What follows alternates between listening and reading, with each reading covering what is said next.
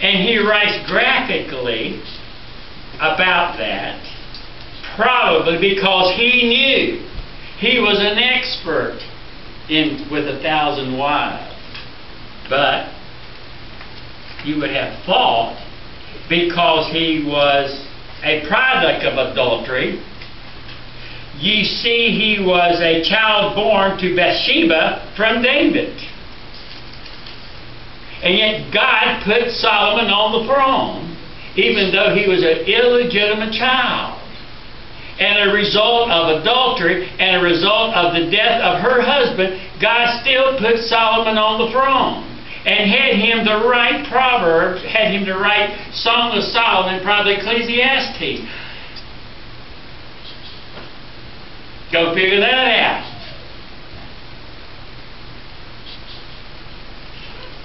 When she still was married to Uriah, that baby died. But when Uriah was killed, David took Bathsheba as his wife, and she conceived another child, and his name was Solomon. And you would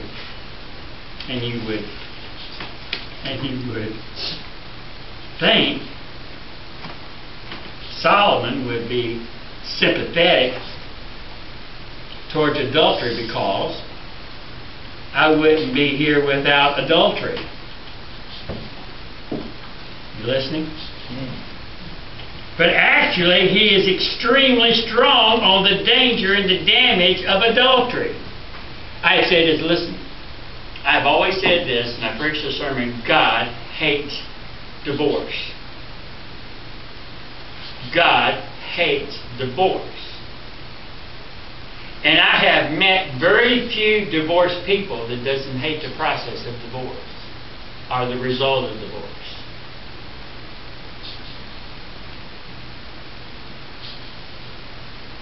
Because every divorce, every wrong relationship brings into it a baggage that you have to work through.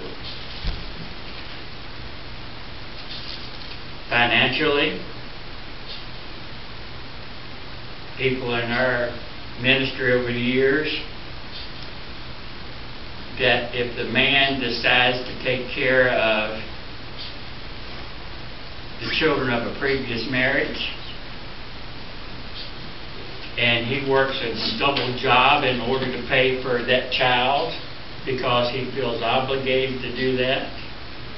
Sometimes the wife understands and sometimes the wife don't understand. There's always strain in these relationships. Moses, I mentioned, was the other of the big three in the Old Testament: Abraham, Moses, and David. And Moses was the lawgiver, and he married a Mennonite wife whose name was Zipporah. Zipporah, and we know little about her. But when he began to lead Israel through the wilderness, he married another woman early in the journey. And she is described as a Cushionite, which would mean she was Ethiopian. And his brother Aaron and his sister Miriam criticized him for taking his wife.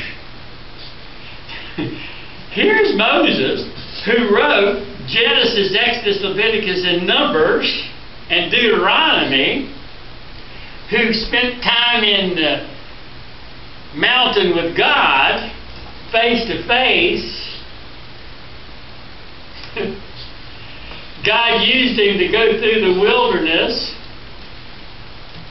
And in the trip along the way, he kept marrying people. And criticized by his brother and his sister. And maybe they criticized because he should have had taken another wife, and maybe they were racist in their criticism because she was not a Jew, nor an Israelite. She came from Africa. But the point that I'm trying to make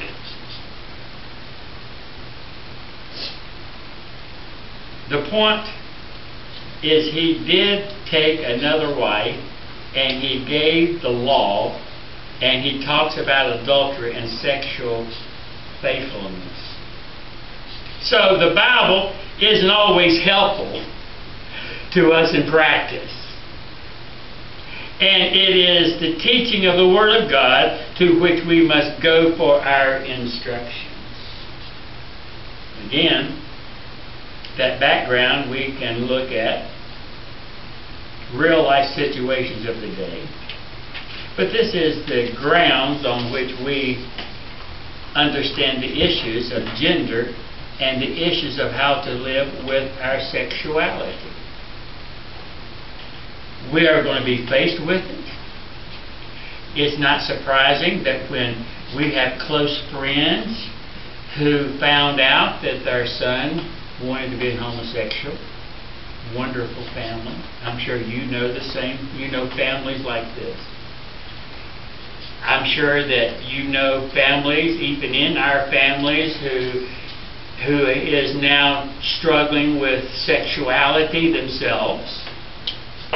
I'm sure you know you have families and friends and neighbors who have children that are struggling with their own sexuality, and that's what I'm dealing with this morning, more than anything else.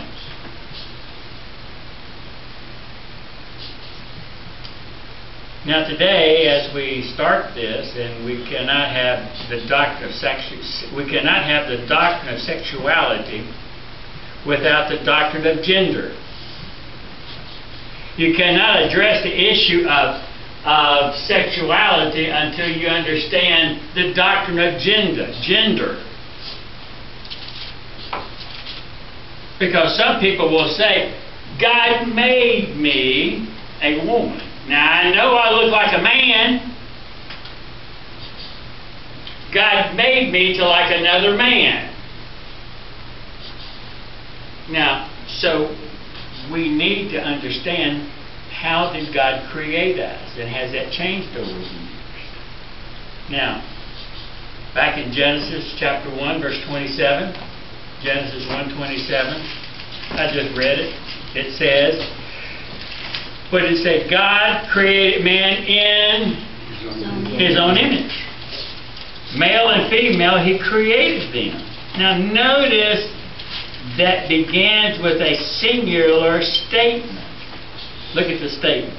God created man in His own image. And the word man here means humanity. The word man in the Hebrew is a term for humanity. God created humanity in the image of God. Not the male species, but the human species. God created man, a singular unit, the human race, as one thing. But then it becomes plural, because having said God created man in His own image, male and female, He creates them. So there is one humanity. There's one humanity made up of male and female. There's only one humanity. We're all the same. Well, I thought blacks were different than white, or different than Japanese. Look at those Mexicans. We know what Mr. Trump thinks of them.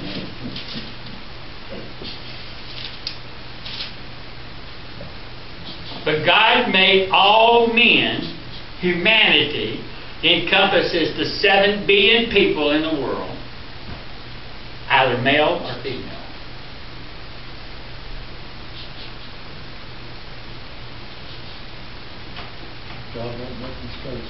Now, there are 2 genders of humanity, male and female. Now, there are those who would think it is too simplistic to speak only of 2 genders. And I understand. There are those who have come up with 7 genders. 7 genders. There's only 2. Male and female. There's only 2 genders, male or female. And quite commonly people speak of those who are genders, that is, they do not fit well in their sense of who they are with either category, male or female. So they get confused. They don't think they fit into their gender. So a male gets confused in his thinking, I don't think I'm a man. He gets confused in his thinking. Maybe I'm a woman. He doesn't understand genders, only two genders. And we speak of those who are cross-genders. That usually are those who are born male or female, but thought through hormonal and surgical intervention, they change their gender, and usually a male becomes a female, very occasionally the other way as well. And so you may know one or two of these people, and I quit whistling at women when I whistled at a man the other day. Well, I'm not. It's been 7 years ago. I did that in Hawaii, and I told you. I'm not whistling. I'm not whistling. And I'm telling you what, there are some very beautiful people. You don't know what they are, but they're people. And let me tell you, the picture of, what's his name, Bruce Jenner, when they got him all decked up in that suit, Yep. he looked good. Don't lie, didn't he? I mean, they made him look, absolutely. He's 65 years. He looked 65 years old. Well, he may be ugly, but that woman wasn't ugly. No, I'm talking about the woman. No, that woman was not ugly. Women don't see men like women like men do. She was pretty. I think she was ugly. No, she wasn't ugly. You may think so, and that's okay. I'm glad, but I'm telling you what, she was a knockout. Satan wants us to feel that way. And I'm telling you what, I bet he didn't look that good in that suit. I bet that was all fake. I bet they put a new head on him. He don't look that way in real public. I don't think he does. And he'll always be a he to me no matter what. So, that's besides the point. Now, it's helpful to come to some understanding. And we speak of cross-genders. And you may know one or two people in that situation.